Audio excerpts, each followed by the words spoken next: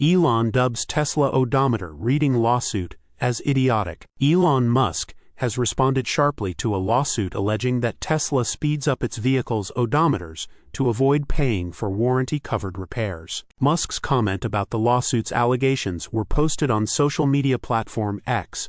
The lawsuit's allegations: the proposed class action lawsuit claimed that Tesla is speeding up its vehicle's odometers so that they can fall out of warranty quicker. This system, the lawsuit alleged, allows Tesla to save a significant amount of money in repairs. The lawsuit's plaintiff is Los Angeles resident Nairi Hinton, who alleged that his 2020 Tesla Model Y's odometer readings reflect energy consumption, driver behavior, and predictive algorithms instead of actual mileage driven, as noted in a Reuters report. Hinton claimed that based on other vehicles and driving history, his car was stating that he was driving 72 miles a day when he usually drove just 20 miles at most. Because of this, Hinton alleged that his basic warranty expired well ahead of schedule, resulting in him paying $10,000 for a suspension repair that he believes should have been covered by warranty. By tying warranty limits and lease mileage caps to inflated odometer readings, Tesla increases repair revenue,